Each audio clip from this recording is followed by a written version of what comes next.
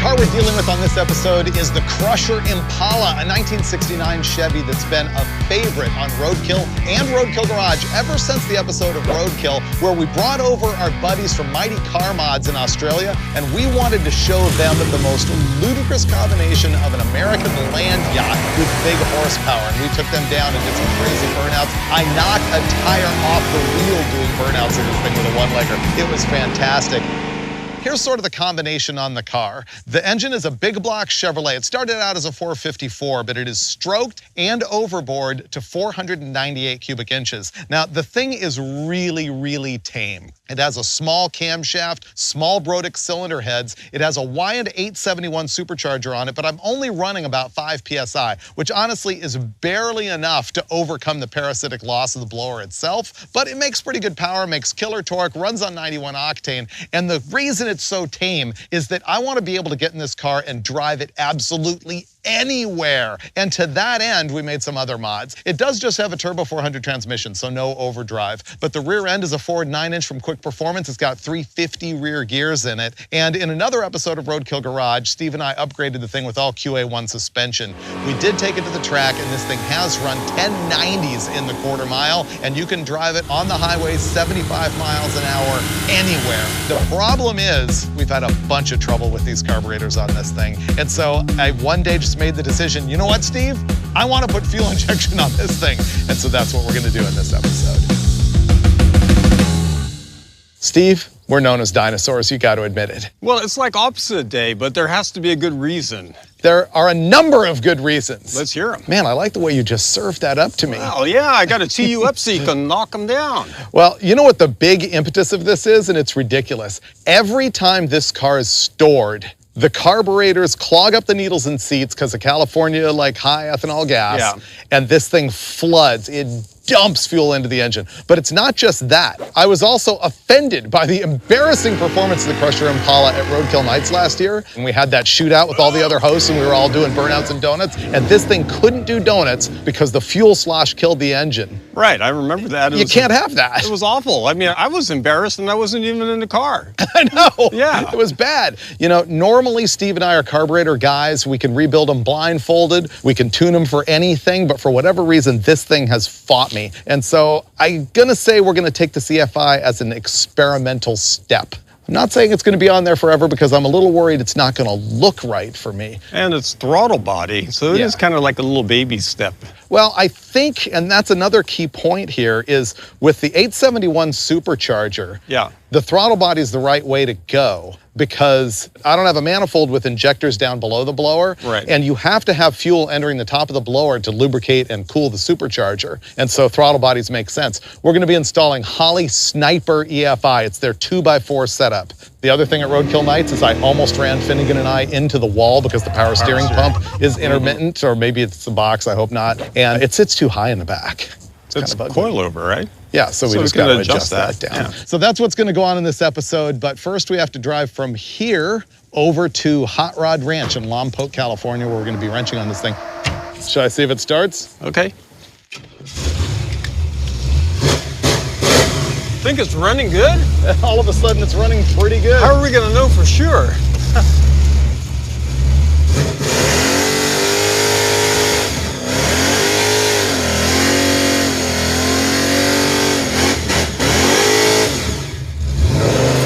Yeah, it's running good. Car's so fun. Yeah, sounded clean.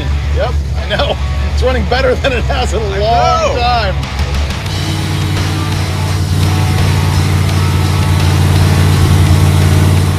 This car's just awesome. But look, it's cruising at 16:1 right now. I'm looking at the O2 sensor that I've got here on the dash, and it's cruising pretty lean, which is kind of okay as long as there's not a load on it. What if you're accelerating a little bit? Let's see what it does. Let's see where the power valve opens right there. Oh, yeah. And now it's cruising at 11.8. Will the EFI be able to match the performance of the carburetor? That's the question.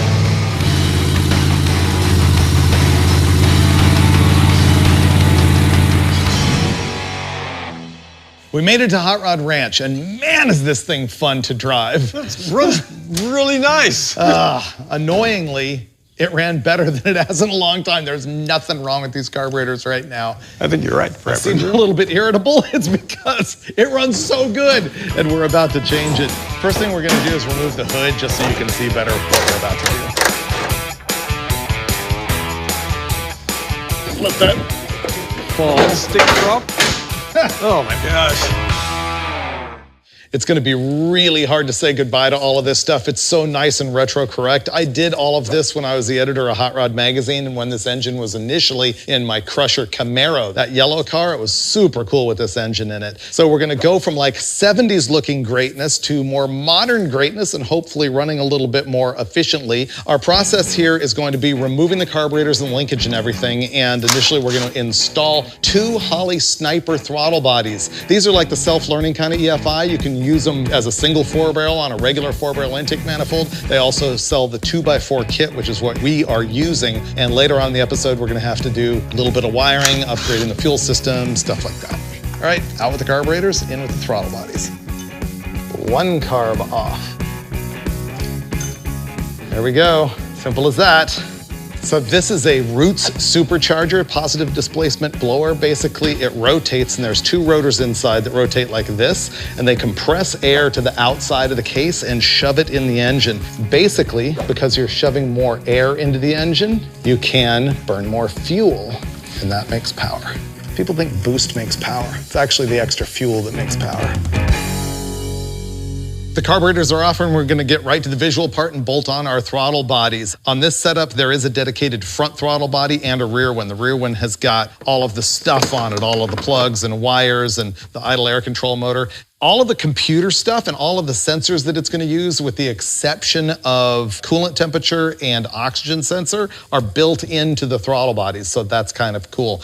Now, they sell this for both tunnel rams and also for draw-through superchargers like the 671 or the 871. You can also get single 4-barrels that are set up so that you can have a blow-through supercharger or turbo, but for the draw-through supercharging, this thing has a map sensor in it as well, manifold absolute pressure, which is basically a boost sensor so that it knows to add more fuel under boost. But to do that, you have to set it up so that it has a boost reference, meaning you have to take a little plug out of the front of the throttle body right here, and you have to replace it with a fitting that actually doesn't come in the kit. I ordered that separately because I read the instructions in advance. And then you have to put a set screw here to hold the fitting in, and they suggest that you peen that a little bit so that the set screw doesn't chuck itself into your blower under vibration, which sounds like a good idea to me. So I'm gonna do that now.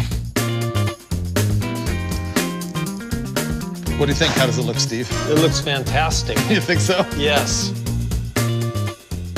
All right, you have to have the rear throttle body tell the front one what to do. So you plug in the injector harness on each side.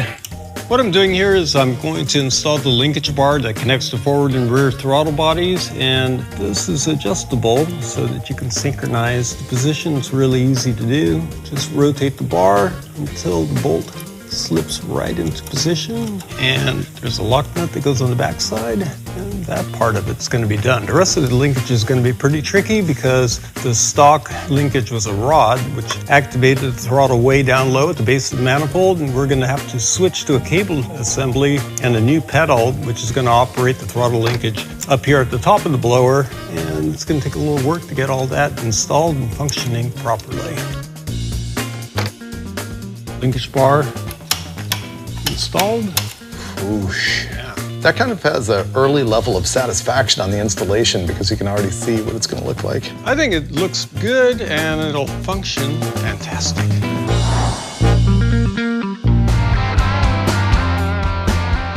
Steve's wrapping up the throttle linkage. Now let's get into the fuel system. Anytime that you're changing from carburetors to EFI, you're gonna have to up the fuel pressure. As an example, my carburetors are running at 6 PSI, and Holley recommends that the Super Sniper goes up to 58.5 PSI.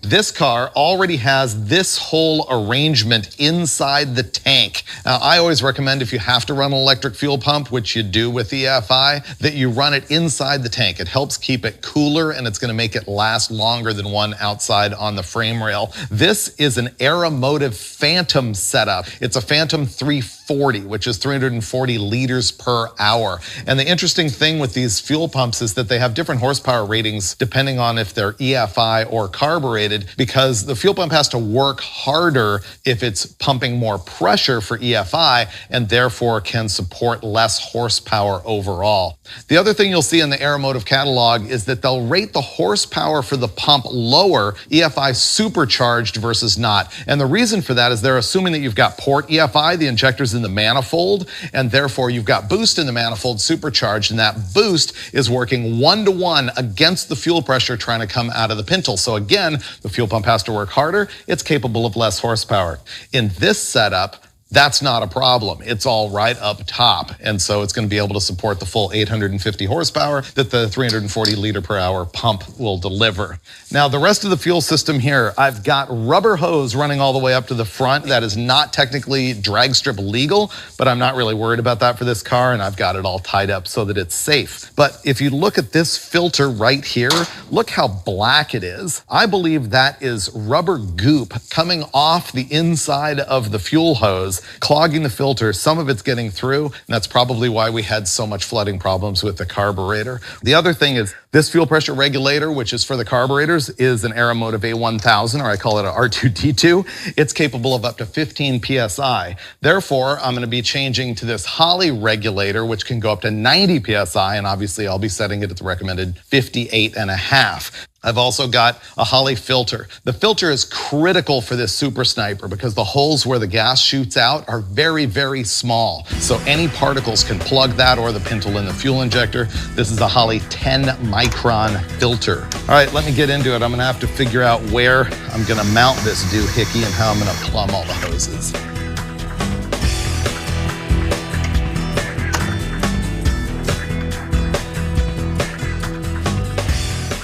What I've done is I removed the stock pedal assembly. I've got this aftermarket unit, which is a cable, which gives us a lot more flexibility as far as routing. I've located where I want to mount this. I've got to drill a couple of holes, bolt this up. Then I'll drill a hole for the cable to come through the firewall and set it up to mount in the proximity of the throttle bodies. Get that all hooked up and adjusted, and then we'll have go pedal. I've got the holes drilled for the pressure regulator, but I'm waiting for some fittings on that. So meanwhile, I'm starting to plumb the fuel system. I'm using rubber line, but it is Earl's Vapor Guard. Here's what's special about that. The ethanol that's in modern gasoline, and I guess the gasoline itself, just makes cheap rubber fuel line like all gushy.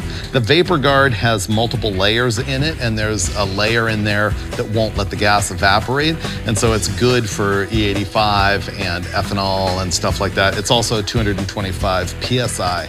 The other thing that I got for it is some special fittings that Earl's makes just for this hose. I know that it works because I've used it before, and it also has the fuel injection high pressure clamps on it.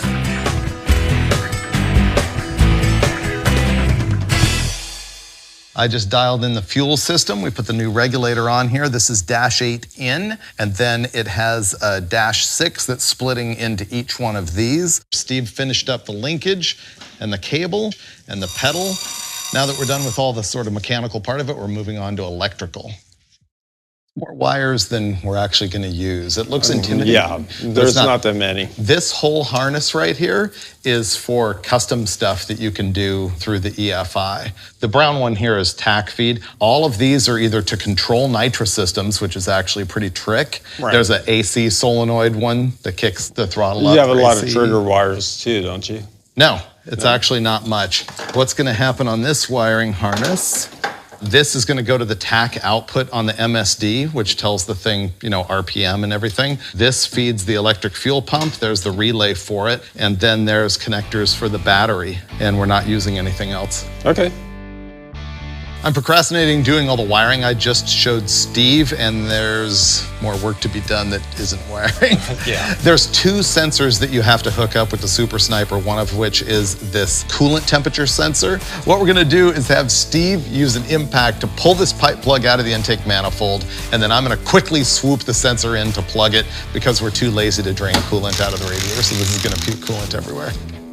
Oh, it didn't leak at all. Oh, this is the wrong size. What we had is a little mismatch between our fitting, which is 3/8 pipe tap, and the hole in the block, which is 1/2. Fortunately, there's a thing called a bushing, which will adapt the two. We're going to screw this on here, and then that will screw it to the block. Okay. All right. Coolant temperature sensor, done. One of the key sensors for the fuel injection system is right here. It's called the O2 sensor, and what it does is it measures the free oxygen in the exhaust system. So to screw that in, we have to add a bung into the exhaust pipe. So I'm going to drill a hole and weld this in.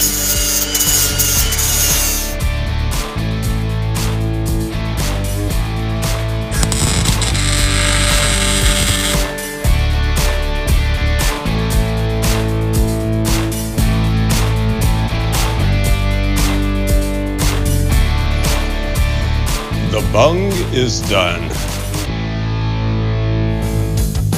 We're almost converted from carburetors except for price and complexity, I would say. I'm done as carb guy. Really? I'm all about the EFI. That's a big statement. Yeah. I'm also super thrilled with the new alternator. Yeah? I'm super thrilled with the new stance. Thing looks wicked. Oh, way better. I don't like the power steering. Well, it doesn't work. It's no good. Yep.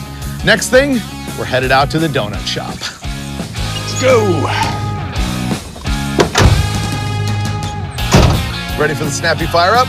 Hit it. Nice.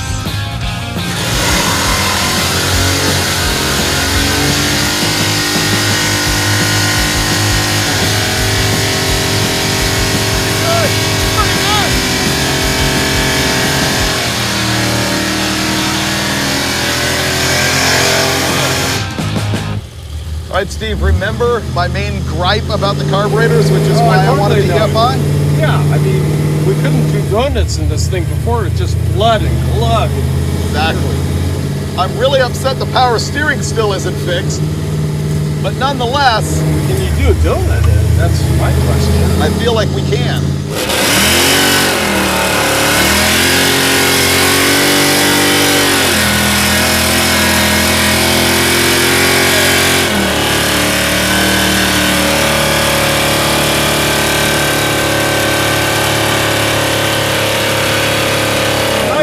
Pedal modulation. I feel like it's fixed. Yeah, totally. It had no problem whatsoever. It's perfect. I know. Want to do burnout for distance? Yeah. Ready? Yeah.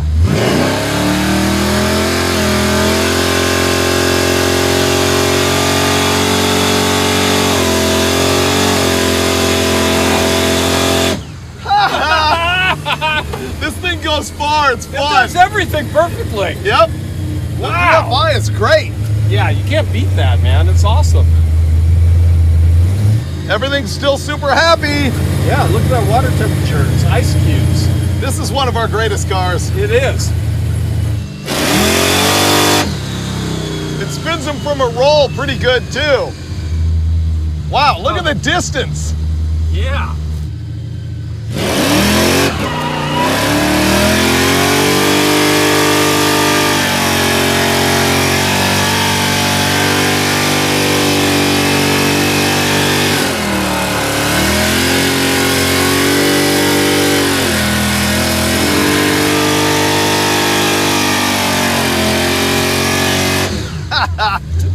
This thing's great.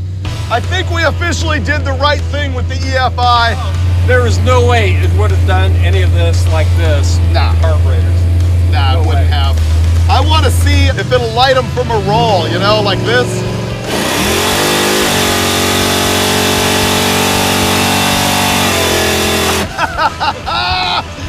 Oh, it's so fun! This thing's awesome, man. Everyone needs a blower. Everyone needs a Crusher Impala. Yeah. Look at that, it's not overheating, the oil pressure's great, it's got voltage. If it only had much more solid power steering, we'd have something here.